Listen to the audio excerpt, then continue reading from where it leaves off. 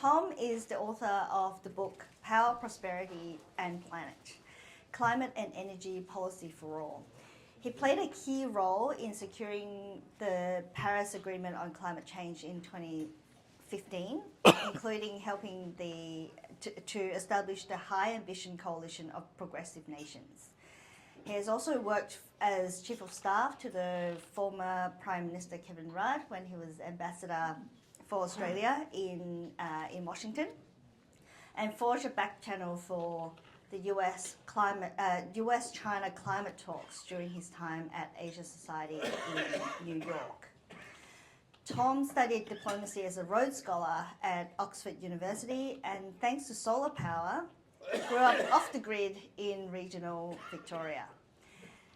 So his book is also available for sale, and you can see Meredith after the presentation. So please welcome Thom. Okay, Thom. So first of all, why did you write the book? What inspired you to write this book? Thanks, Weza, and let me also just begin with a couple of acknowledgements if I can. First of all, to the traditional owners. Second of all, let me just say John Cain was Premier when I was born, and it might have been one issue where he perhaps wasn't ahead of his time on climate and energy, given the nature of the country at the time. But he did create the Sustainable Energy Authority, which actually continues to exist in some form today, albeit under a different name. Third of all, thanks to Capita and to Weza, especially to you, who I've known for a long time. Weza and Capita are both synonymous, obviously, with the progressive debates of this country, and it's such an honour to be with you here today. And fourth of all, to Terry and Lynn down the back, two life members of the Labor Party from the same part of country Victoria that I'm from. It's really nice to see them here today. Why did I write the book? So I've spent about the last 15 years, as Weza said, in the pretty lofty halls of international climate and energy diplomacy. And I did that, as Weza also said, after an experience growing up in country Victoria where up until I was about 16 years of age, we actually didn't have any regular electricity at our house other than a gas-guzzling diesel generator, which we'd turn on from time to time. And when I was 16, I had a profound change in my life circumstance at the time when the first subsidies for solar power finally made regular electricity within reach for my particular family, given our circumstance. And as I had started to engage more and more back in Australia, and I've only just moved home to Australia a few months ago after about 13 years overseas, I started to feel that we were unfortunately at great risk of getting our transition to a decarbonised economy wrong. And worse than that, we were already leaving a lot of people behind in the transition. And I was thinking especially of, for example, a lot of renters in this country who don't have the same sense of agency as a lot of people who own their own homes do when it comes to decisions like my family went through of installing solar panels, or as a lot of people are now doing, installing batteries in their homes. And the difference, therefore, is the difference between what I'd call a just transition and an unjust transition. So that was the first reason. The second reason was it also struck me that Australia had some profound challenges in front of it. And the reason that I call it Power, Prosperity and Planet is I see three big challenges as it relates to this transition. The first is the one I've spoken a little bit about, which is how we actually transition to a decarbonised energy system, how we embrace renewables, and how we embrace renewables in an equitable way, including to bring the cost of living down for people here and now, not into the future, but now. Second of all was, as a country, we have to fundamentally reform our sources of economic prosperity. Our second and third largest exports are coal and gas, and our largest export's iron ore, where we can extract more from the value chain. And we're going to have to do that by the middle of the century. Otherwise, Australia's going to be a radically poorer country. And third of all, we have to really find a way to bolster our national resilience, because certainly in the place I grew up and now live again, Bushfires are perennial risk. In the north, obviously, cyclones are perennial risk. And we kind of have become habitually used in this country to leaping from one disaster to another, rather than actually thinking about the systemic opportunities we have to, as I say, enhance our national resilience. So I wanted to think about those challenges, but think about them through that lens of how do we not leave people behind, and more so, how do we bring more people into this transition so that we're not just preaching to the converted, but actually seeking to be very deliberate about targeting widening the circle. So I wrote the book very much through the lens of how would you make these arguments to a middle Australian household?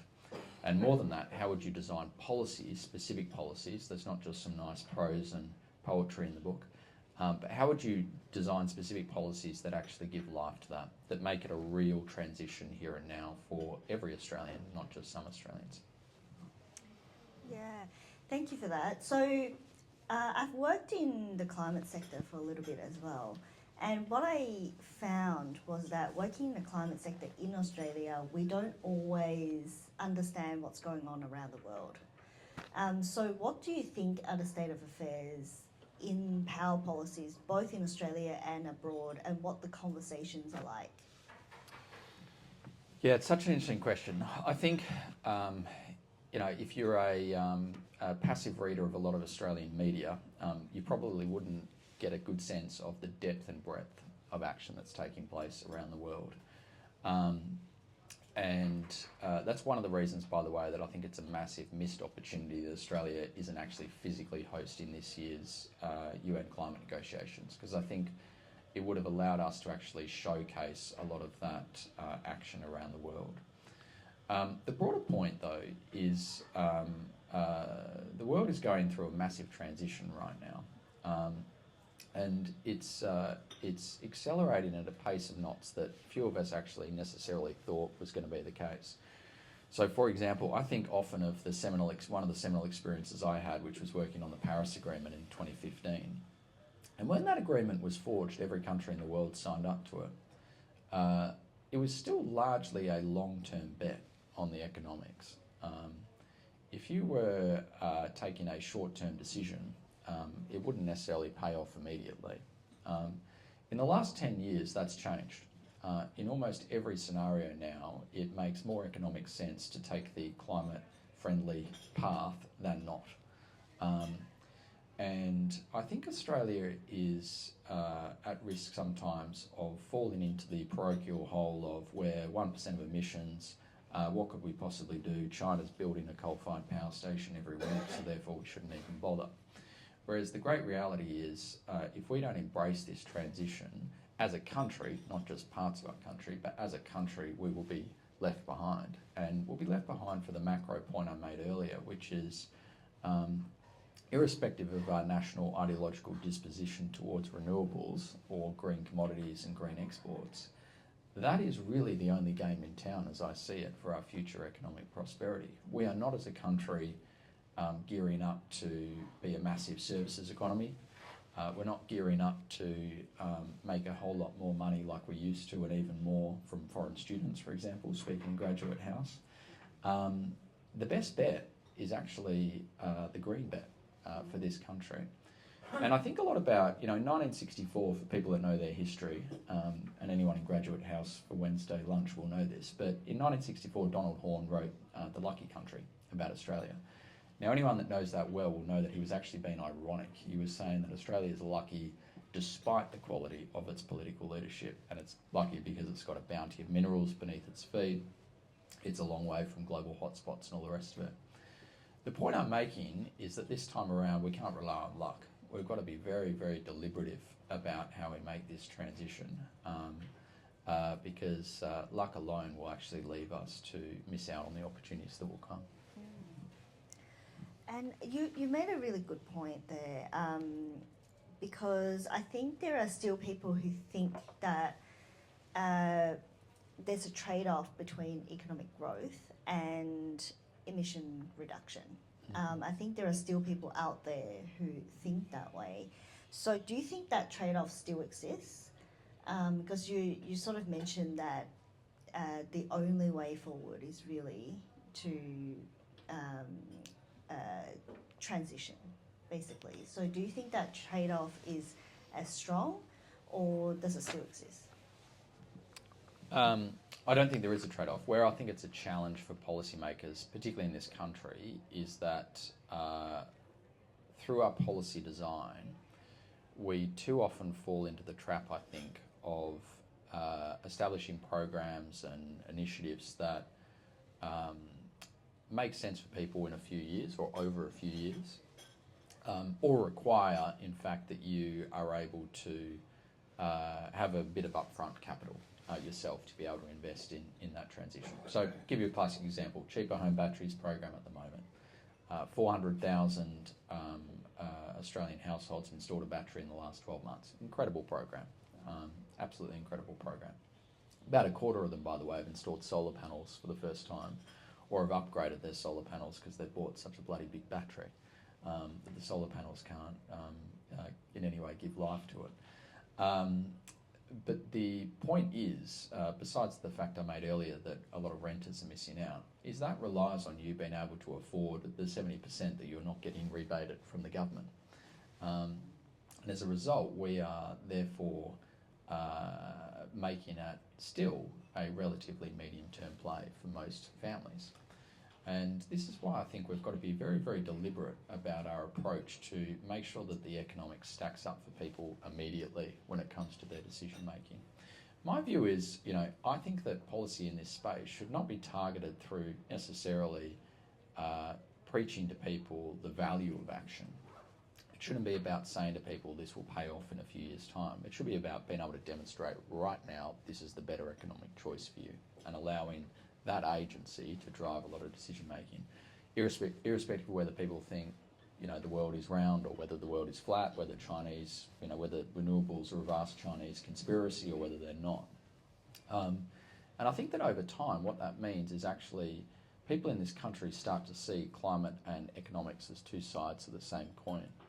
And in my view, probably when we've had the highest climate supportive votes at federal elections have been at moments where actually the economy has been humming along relatively well, and therefore people actually have not necessarily seen it as a false dichotomy. And they've been able to think much more deliberately about climate. So I think that's the challenge for policymakers. How do you constantly demonstrate the economic value of action on this in the short term, not in the medium term? And if you can do that, I think over time you will broaden the constituency for action. The simple reality, by the way, is experiencing is often believing, right? If your neighbour puts solar panels on your roof, no matter how much of a sceptic you are, it's probably going to inspire in your own mind a question mark as to whether you should do the same. It's part of the reason, by the way, the greatest penetration of rooftop solar panels in Australia is in Gladstone. And last time I checked, Gladstone was not the most progressive part of Australia.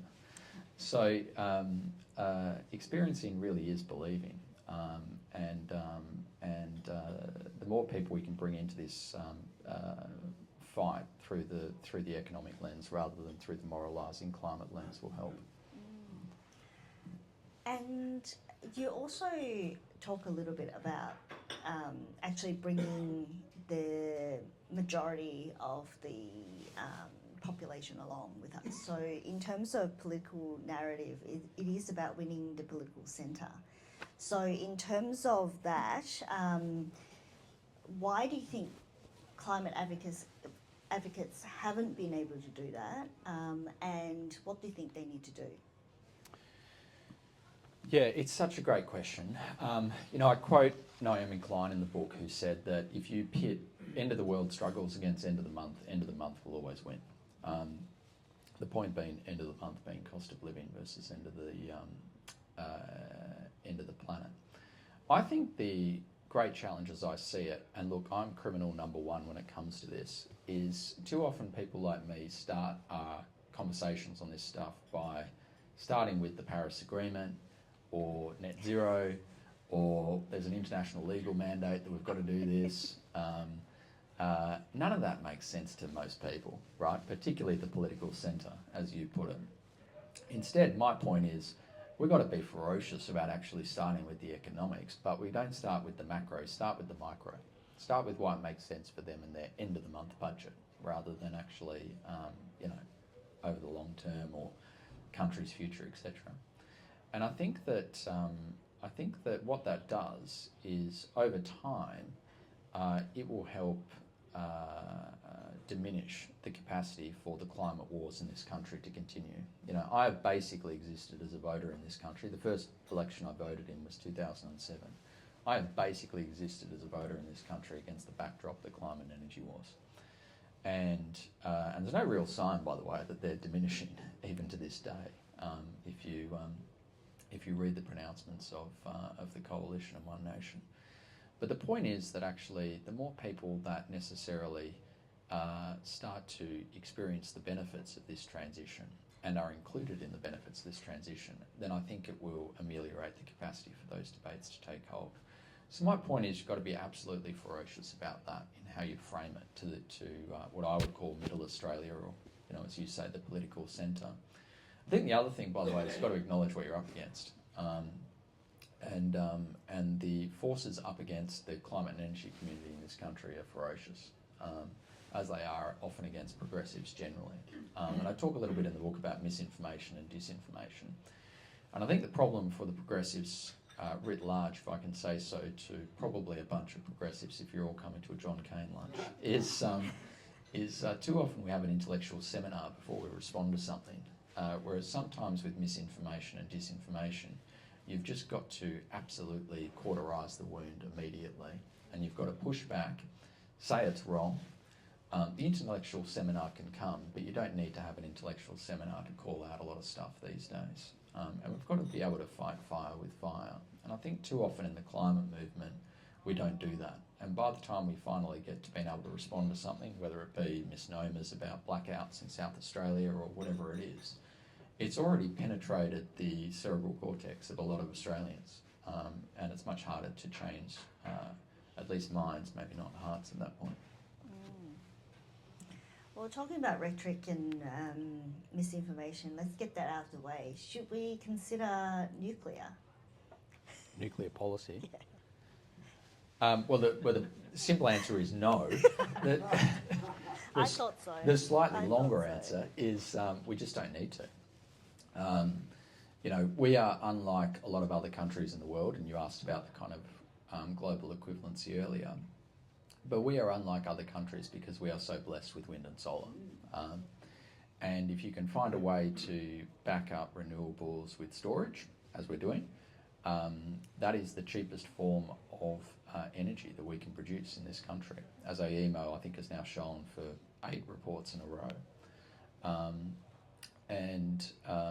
Now that's different if you're in countries where you don't have as much sunshine and you don't have as much wind, or you don't have as much open land as us. And the really crazy thing, therefore, at the last election of the policy that the coalition had was none of that would have done a thing, by the way, for people's cost of living here and now, let alone in 10 years when the damn things were built. And the reason for that is, first of all, it's going to take 10 years to build the first one. But second of all, it was also going to force a lot of people who were earning money with feed-in tariffs, for example, from solar on their rooftops into the grid. It was basically going to force them to actually lose money, because there would have to be so much energy generation pushed through the grid from the nuclear system that there wouldn't be any space. There wouldn't be any feed-in tariff capability. So that's the slightly longer answer. Yeah, thank you. And when you talk about renewable energy resources and also critical minerals, China also plays a dominant role in this space. And especially when it comes to the supply chain in this area, which raises geopolitical questions. So how do you think Australia, given this is where we should be heading, how should we position ourselves for the next 20 years? Yeah, China's the 1,000-pound gorilla in the room, or panda in the room, when it comes to this transition. A couple of points. First of all, Australia missed a great opportunity when it comes to solar. You know, a lot of solar technology, by the way, was first commercialised out of UNSW in this country. These days, there's one company in Australia, Tindo Solar near Adelaide, that actually manufactures solar panels. 80% of the world's solar panels are manufactured in China. Imagine if Australia instead was actually the global leading manufacturer of solar panels. The second point is China's doing some bad stuff on coal, but they also install more renewables in a week than we do in a year. And just because of the sheer scale of China, both those things can be true. We have an enormous opportunity with China, though, to be their supplier of a whole range of green commodities. But I think the one that's got the most promise is green iron. So as I mentioned earlier, iron ore is the largest export for Australia. We make about $100 billion a year from it. We are effectively exporting dirt, by the way. The great opportunity for us is to instead actually turn that into green iron, so to use renewable energy to produce that, or even better, actually green steel. And the best research from the Superpower Institute set up by Ross Garnaut and Rod Sims, just up the road actually, would say that actually by about 2060 we could be producing about $386 billion a year in exports. In other words, we'll make a lot more from actually exporting that sort of more refined end-use product than simply iron ore alone. Now, of course, there's a bit of a geopolitical overlay on that, but there's geopolitical overlay on all kinds of stuff that we export now. So we can be the great supplier of tech and commodities to the rest of the world. And part of the reason we're able to best position to do all of that is because we've got we've got a whole bunch of reasons, but we've got, as I said earlier, we've got a plethora of renewable opportunities in this country. We've got some bounty of natural resources that are important, so iron ore and, as you say, critical minerals. Australia's basically got, as my old boss used to say, the periodic table when it comes to critical minerals. We've got about 48 of 53, I think, that the Americans deem as nationally important. And third of all, actually, thanks to our fossil fuel legacy and thanks to things like our coal-fired power stations, we've actually got a lot of the infrastructure around the country in the right places in order to support a massive green export industry across society. We've got railways and ports exactly where they need to be. So that's our great opportunity with China. The counter argument is, look, China is going to do what China's going to do, but I think actually China has now got to a point where they are the biggest winner of this transition globally. They're also the biggest winner, by the way, of a lot of Australia's own transition at the moment. I mean, a vast majority of these 400,000 batteries installed across the country, I say quietly, is while it's been streamed on YouTube, that they're Chinese batteries, right? So the Chinese ecosystem is making a lot of money out of the global transition, and it's obviously in China's own interests as well, otherwise they wouldn't be doing it. But I think we need to find our way to exist within that global ecosystem. Yeah. And if there's one thing you can convince decision makers and business leaders, one thing that they might have overlooked, what would that be? I come back to where I sort of started with the book, which is I think the next wave of policy making in this space in Australia has got to be more deliberative than it's ever been.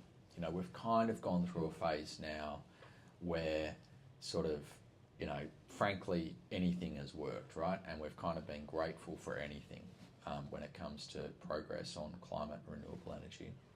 We're actually at a point now where it's very hard. You know, we've got roughly on any given day 50% renewables flowing through our national electricity grid. We've got 4 million rooftops in the country with solar panels on the roof. As I said earlier, we've got 600,000 batteries around the country. The harder part is actually what comes next. Now, the harder part really is in a lot of the industrial decarb work that needs to be done. Things like making sure that we electrify our transportation, our cars and all that sort of stuff. But That requires us to be very deliberative. Now, the point in my book is when it comes to households, I think that means being very deliberative about those that are currently not benefiting from this transition and making sure that they benefit straight away. Whether that means installing solar, whether it means helping them with energy efficiency improvements, whether it means helping them drive an EV, whether it means helping them improve the resilience of their house. You know, we've got a real insurance crisis in this country. 340,000 houses around the country have no insurance. 500,000 more, by the way, are underinsured, including a lot around where I live. And that's a real danger. So we've got to be very deliberative, I think, about targeting those challenges. Otherwise, we will exacerbate the gaps as they already exist. Well, thank you, and thanks for the conversation. I think we had a really enlightening discussion, and it's really interesting that when we talk about climate, we can't not talk about AI. Yeah. It's always this dual topic that, you know, with one you always have to include the other. So thank you, Thom. And Thom's book is available for sale, and you can see Meredith if you are interested. It's 1995, and next month, John Kane Lunch will be a week later than usual, so you'll be on Wednesday, the 26th of August. We are confirming the speaker at the moment, but keep an eye on our emails for that. Thank you. Thank you.